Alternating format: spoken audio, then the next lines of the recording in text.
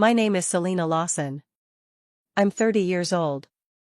Last Tuesday, I sat alone in my office in Portland and listened to 43 voicemails from my family. People I had not spoken to in 7 years. Not one person said, "I'm sorry." Every message said the same 2 words. Help me. 7 years earlier, I walked out of my mother's house with one suitcase, $200, and the clothes on my back. After I left, my family told everyone in our small town that I was unstable. They said I needed help. They acted worried. But they were never worried. They were relieved. And they would have stayed relieved if my sister had not searched my name online last week. Before I tell you what happened next, take a second to like and subscribe if this story means something to you. And tell me where you're listening from tonight. Now let me take you back to Thanksgiving 2019.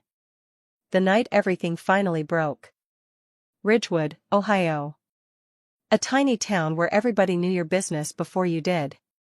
Thanksgiving at the Lawson house always looked perfect from the outside. My mother used her expensive china. 15 relatives packed around the long table. My father poured wine while everyone talked too loudly. I was 23 years old. I worked 2 jobs. I waited tables at Rosario's and answered phones at a real estate office downtown. I saved every dollar I could. My sister Meredith had just gotten promoted at an insurance company. Same salary. Bigger title. My mother stood at the head of the table and raised her glass. To Meredith, she said proudly, "Our shining star." Everyone smiled. Everyone clapped. I raised my glass too.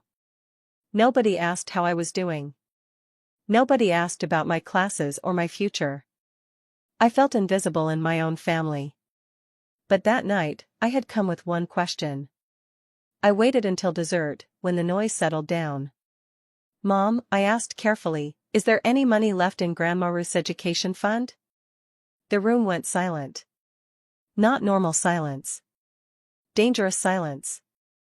My mother slowly set down her coffee cup. Then she looked around the table before looking at me. Her voice turned sweet. "This is what I've been dealing with," she said. "She's been acting erratic for months."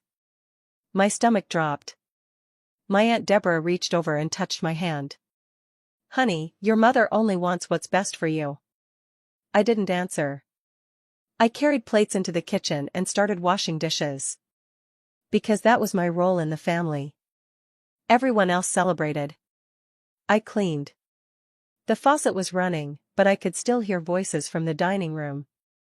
Then I heard my mother talking quietly to my Aunt Patricia. "Ruth's fund paid for Meredith's sorority dues and car," she whispered. "Selena doesn't need it. She's not going anywhere anyway." I froze. Grandma Ruth had promised me that money herself. $12,000. She had sat with me at her kitchen table 2 years before she died and held my hands. "This is for your future," she told me. "Nobody can touch it but you." Somebody touched it. I walked back into the dining room. "That money was mine," I said. My mother didn't even blink. "You're being dramatic, Selena. I'm talking about money Grandma left to me by name. You always make everything about money." Then she said something that stopped me cold. "You sound just like your grandmother." The way she said Grandma Ruth's name sounded ugly. Like it disgusted her. 10 minutes later, my mother gathered everyone into the living room. I knew exactly what was coming. She stood in the center of the room like she was performing in a play. "I've tried to keep this private," she said sadly. "But Selena hasn't been well. She's been having episodes." I looked at my father. He stared at the carpet. I looked at my brother Kyle. He nodded at my mother. I looked at Meredith. She kept scrolling on her phone. 15 relatives sat there. Not one person asked if I was okay. Not one person defended me. I walked upstairs. I packed one suitcase. A winter coat. $200 from my tips at Rosario's. And a small wooden box Grandma Ruth had left me. I had never opened it. Because opening it meant accepting she was really gone. I carried my suitcase downstairs. My mother called after me. "If you walk out that door, don't bother coming back." I closed the door softly behind me. Because deep down, I already knew. I was never coming back. Snow fell across Ridgewood while I walked to the bus station. I bought a Greyhound ticket. The farthest place I could afford was Portland, Oregon. The trip took 38 hours. I barely slept. I held Grandma Ruth's box on my lap while America passed by outside the window. Cornfields. Mountains. Rain. A woman sitting beside me shared half her sandwich outside Omaha. She saw I was crying but didn't ask questions. She just handed me a napkin. Sometimes strangers show more kindness in 10 seconds than family does in 20 years. Portland was cold and gray when I arrived. I spent my first night at a women's shelter. Then a cheap hostel that smelled like bleach. I had no friends. No family. No credit history. Nothing. Only my work ethic. Within 2 weeks, I found a receptionist job at a small consulting company called Hale and Associates. 8 employees. Tiny office. Old building. I answered phones and sorted mail. It wasn't glamorous. But it was a start. 3 weeks later, I checked Facebook for the last time. My mother had posted in the family group. "Please pray for Selena. She's going through a difficult time. We just hope she's safe wherever she is." People filled the comments with sympathy. Kyle commented first. She always was the dramatic one. 47 people liked it. I deleted Facebook that same night. Nobody tells you what no contact really costs. No emergency contact. No birthday calls. No Christmas cards. No one to help when you get sick. And the worst part? Knowing people back home are telling stories about you while you stay silent. For years, I was the family ghost. The cautionary tale my mother told at church. But silence gave me something too. One morning, I woke up in Portland and realized something was missing. My mother's voice. That constant voice telling me I wasn't good enough. For the first time in my life, it was quiet. At work, Margaret Hale noticed me quickly. During my first week, I reorganized 3 years of client files. Nobody asked me to. I just needed order. Margaret stopped beside my desk. "You fixed all this in 4 days?" I nodded. She pulled up a chair. "Tell me what else is broken." While I was rebuilding my life in Portland, my family kept building their lie in Ohio. I learned the details years later.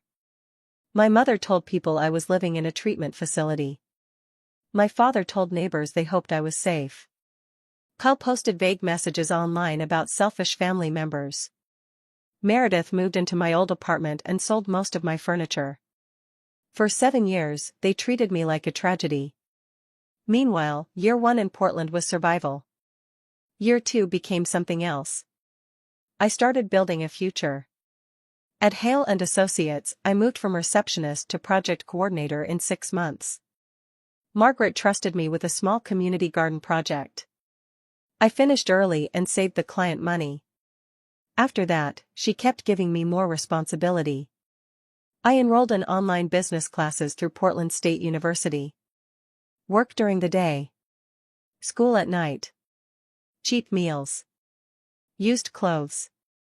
Long nights. There was no magical movie moment. Just hard work every single day. I didn't want revenge. I just never wanted to feel powerless again. Margaret respected me because I worked hard. Not because she pitied me. When I caught a billing mistake that could have cost the company thousands of dollars, she promoted me. "You check everything twice," she said. "It's how I grew up," I answered. She didn't ask questions. She understood enough. By the end of year 3, I graduated. No ceremony.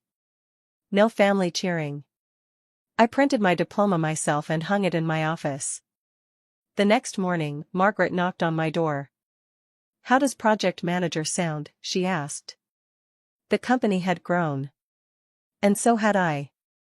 That same year, Jess Parker joined our office. Jess was funny, smart, and loud in the best way. One night after work, we ate takeout together while finishing a deadline. She asked why I never talked about family. So I finally told someone everything. The Thanksgiving dinner. The lies. The fund. The bus ride. Jess listened quietly. Then she said something shocking. "My parents told people I died." I stared at her. "Why?" "Because I'm gay," she said softly. We sat there in silence. Then I cried for the first time in years. On my 28th birthday, Jess pointed at Grandma Ruth's wooden box sitting on my shelf. "You've carried that thing around for 5 years," she said. "Open it." So I did. Inside was Grandma Ruth's pearl necklace. A childhood photo of me smiling with a missing front tooth. And a letter. Her handwriting shook across the page. "Selena," it began, "if you're reading this, it means you had the courage to leave." Good. My hands trembled. "I wanted to leave too," she wrote. "But I was afraid. Don't spend your life holding this family together while it destroys you. You do not owe anyone your life." I read the letter 3 times. Then I reached the final lines. The education fund was real. I left instructions with my lawyer, Mr. Wetherb. "Ask Patricia. She knows." Everything suddenly made sense. Grandma Ruth never wanted me to stay silent. My mother did. By year 6, Hale and Associates had grown into a major company. Margaret called me into her office. "I want you to become COO. Chief Operating Officer." The girl who once slept in a shelter now helped run a company with more than 100 employees. I wasn't rich. I drove a used Subaru. I rented a small apartment. But I had peace. And for someone like me, peace felt expensive. A regional business magazine interviewed me for an article about women in leadership. My photo. My title. My story. A cleaned-up version of it anyway. The article went online in October. I didn't think about Ohio. I never searched for my family. I let them go completely. And for 7 years, they let me go too. Not one call. Not one letter. Nothing. Until March 2026. That was when Meredith searched my name online. Not because she missed me. Because she needed money. 6 months before the voicemails, I received an email from Aunt Patricia. She apologized for staying silent all those years. Then she told me the truth. Grandma Ruth's lawyer had created separate education accounts for me and Meredith. $12,000 each. My mother forged my signature and moved my money into Meredith's account. Patricia knew because she witnessed the documents. I sat there staring at the screen. The money itself no longer mattered. But the betrayal did. My mother stole from me. Then called me unstable when I asked about it. That single moment explained my entire childhood. Patricia added one more thing. "Your mother is chairing the Ridgewood Community Fundraiser this spring." At the time, I didn't understand why that mattered. Soon, I would. 2 months later, Margaret walked into my office smiling. "A pastor from Ohio contacted us," she said. "Small town fundraiser. They want a keynote speaker for community development." My chest tightened. What town? Ridgewood. I almost said no. The word sat right on my tongue. Then I remembered Grandma Ruth's letter. And the door closing behind me in the snow. "I'll do it," I said. After Margaret left, I searched for the fundraiser online. Committee Chair, Diane Lawson. My mother. I texted Patricia. "I'm the keynote speaker." Her answer came back instantly. "I know. I didn't tell your mother. Be ready." 2 weeks before the fundraiser, Meredith searched my name online. She had recently divorced. Her mortgage payments were late. She needed someone with good credit to co-sign a loan. She thought about me like an old tool sitting in a drawer. Useful again. She searched my name. LinkedIn. Business articles. Conference photos. My company profile. She stared at the screen in shock. Then she called my mother.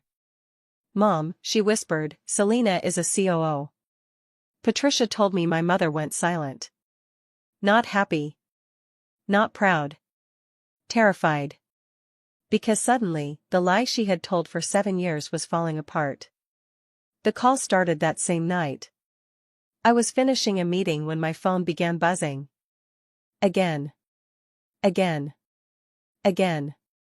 43 missed calls. All from Ohio. I sat alone in my office and listened to every voicemail. Meredith sounded fake at first.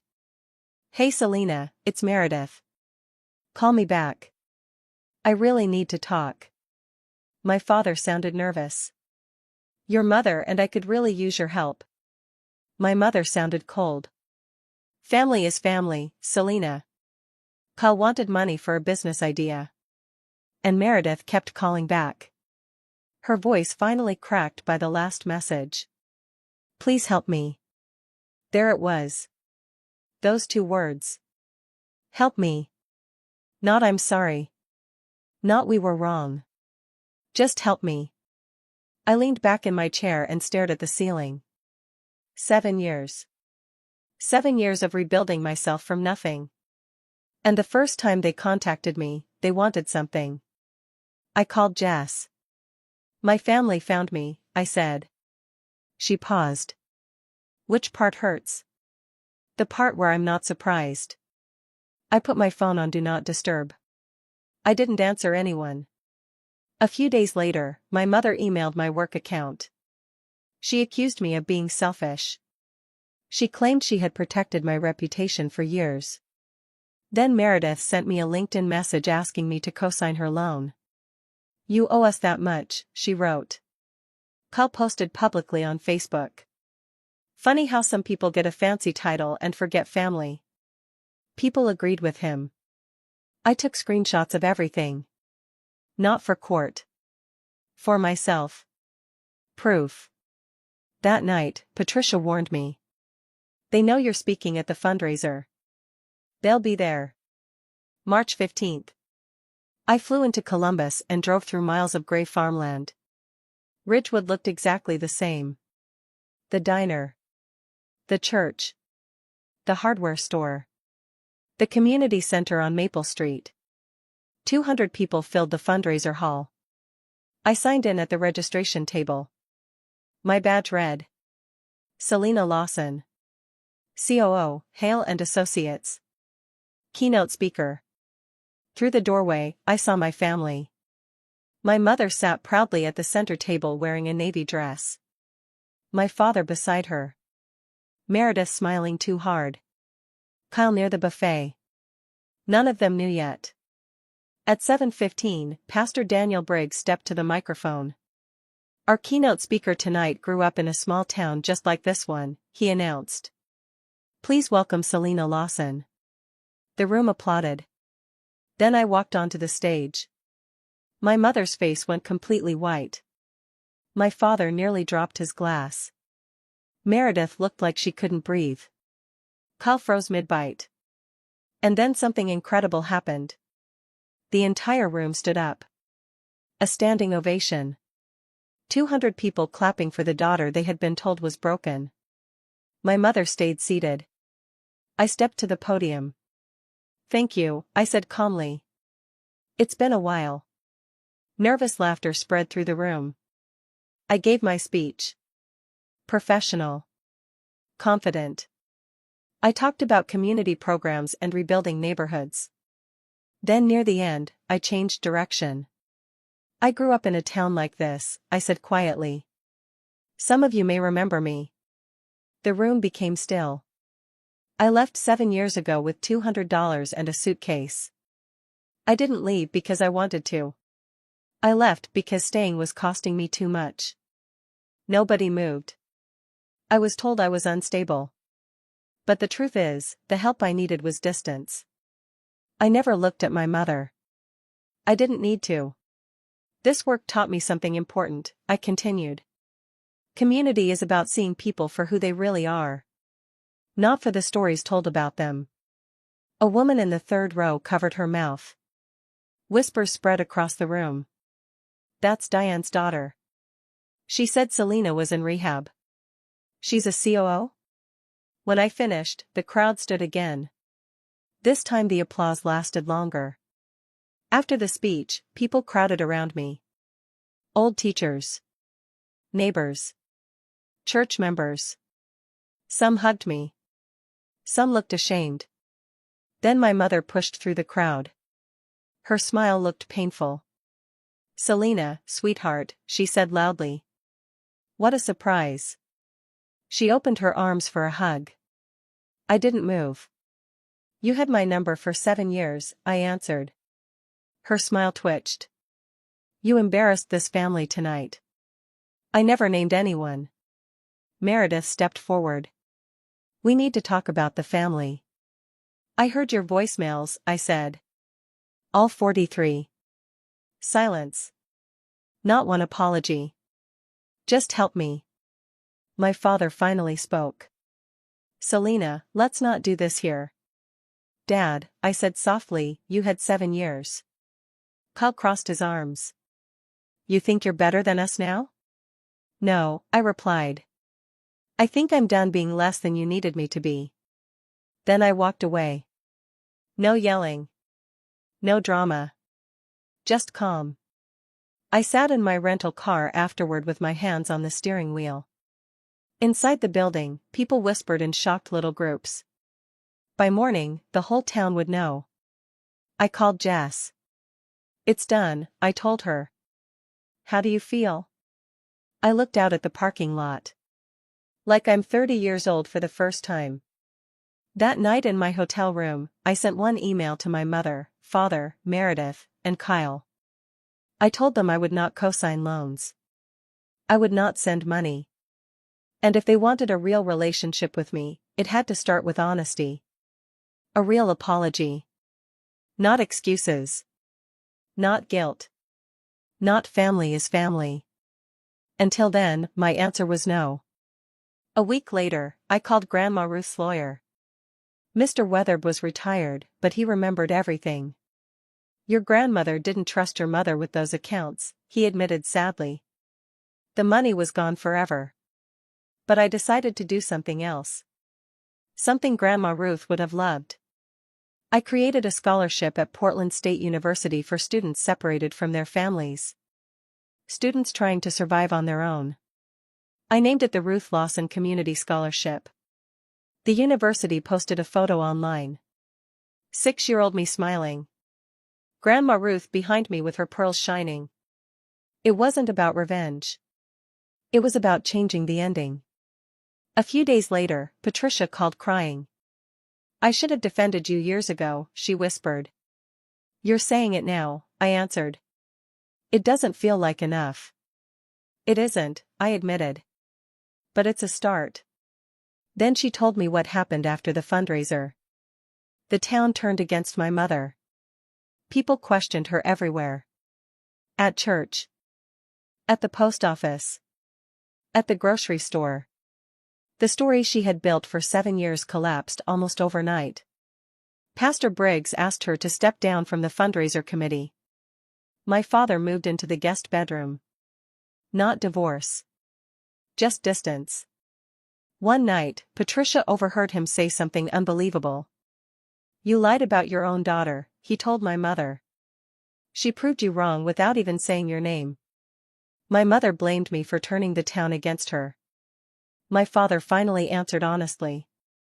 No. You did that yourself. It was the first brave thing I had ever heard him say. Meredith lost her house. Without my help, the bank took it. She moved back into my parents' home. Into my old bedroom. The golden child now slept beside the nail holes where my posters once hung. I didn't feel victorious. Mostly, I felt sad. Meredith had spent her whole life protected by my mother. And now she didn't know how to stand alone. Being the favorite child can become its own prison. Kyle faced consequences too. His girlfriend Tara saw the Facebook post calling me ungrateful. She packed a bag and left him. "That's not the kind of man I want," she told him. Screenshots of his post spread around town. For the first time, Kyle realized words online have weight. 6 weeks after the fundraiser, I received a handwritten letter from my father. He apologized. Not for my mother. For himself. For every time I stayed quiet, he wrote. "You deserved a father who chose you." I read the letter twice. Then I put it away. It was the first real apology I had ever received from anyone in my family. 3 months later, I hosted dinner in my apartment in Portland. Jess argued with my neighbor Dave about hot sauce. Margaret laughed on my couch while holding a cheap glass of wine. Coworkers set the table. The plates didn't match. The wine cost $12. The table had scratches. But everyone there wanted to be there. No pretending. No fear. No performances. I looked around that small table and thought about the giant Thanksgiving table back in Ohio where I had felt invisible. This tiny table felt warmer. Safer. Real. My father's letter still sat in my drawer. Kyle eventually texted one word. "Sorry." I never answered. Not because I hated him. Because I needed more than one word. I still don't know what happens next with my family. Maybe nothing. Maybe someday something honest. But for the first time in my life, I'm okay with not knowing. The door is not wide open. But it isn't fully locked either. It's simply waiting. Waiting for someone to arrive with something more than help me. Until then, I have peace. I have people who choose me. I have Sunday dinners. And that is enough.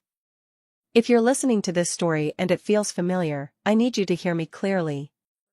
You are not selfish for protecting yourself. You are not crazy because you finally said no. And you are not ungrateful for wanting respect. Sometimes the people who call you difficult are simply angry because they can no longer control you. My family spent years saying 2 words. Help me. But the words I really needed were different. I'm sorry. Those are not the same thing. And you do not owe people your rescue when they still refuse to admit they hurt you. I used to think family meant staying no matter what. Now I understand something better. Real family chooses you. Not because they need something. Not because your name looks good on paperwork. Not because guilt forces them. They choose you because they love you. The bravest thing I ever did was not leaving home with $200. The bravest thing was refusing to walk back in when they finally called. Because by then, they still wanted help. But they still could not say sorry. My name is Selena Lawson. I'm 30 years old. And the most valuable thing I own is the peace I fought to build. Grandma Ruth once told me, the quietest person in the room is usually paying the most attention. She was right. I spent years paying attention. And eventually, I finally chose myself. That's my story. If you made it this far, thank you. And I want to ask you one honest question. If your family called you tomorrow after years of silence, what would they say? Help me or I'm sorry? Tell me in the comments. And if you want more emotional stories like this, check the description. Thank you for listening. I'll see you in the next story.